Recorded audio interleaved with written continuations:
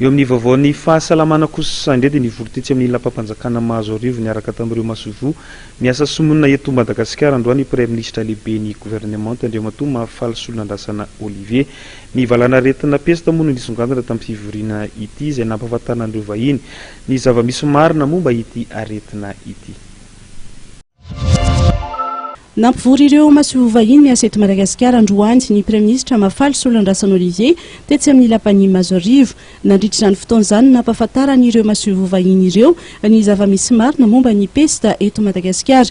Nandritra ny ihany koa nahafantarana fa tafiditra ao amin'ny sokajy faharoa i Madagasikara amin'ny fianaky ny valan'aretina, sokajy izay tsy mbola atahorana ny andina ny faritry ny firenena amin'ireo firenena hafa raha ny fanazavana voaray.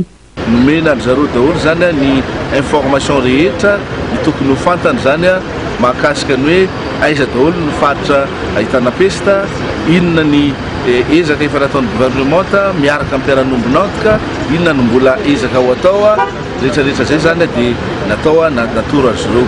Ankoatran'izay zany ny zavatra anisan'ny goavana androany mba hiapezena an'zareo zany hoe ampitoniana an'zareo satria betsaka zany miaina ao anatin'ny nono eny fa na dia tsika eto Madagasikara aza ao anatin'izany koa ireo mpiara-nombonantoka betsaka ny miaina ao anatin'ny nono fotoana anankiray izay nampahafantarana an'zareo fa hoe misy ny fiaraha-miasa, misy ny ezaka ataon'ny gouvernement miaraka amin'ny mpiara-nombonantoka ary ezahana aza mba isy izay fiarahany rehetrarehetra misalaha zay zany. Itsankina dia mitohy hatrany ny ady atao amin'ity valan'aretina ity, mitohy ny ezaka fanadiovana sy fandrarahana ny fanafody mamono ny bibikely. Efa mipetraka hatrany koa ny toerana fanaovana fitiliana ny aretina eny amin'ny faritra maro eto Madagasikara. Raha ny vaovao voaray androany aloha dia mbola nitombo enina indray ny isan'ireo maty ny ity aretina pesta ity teto Madagasikara ka ny efatra amin'izany dia teto Antananarivo.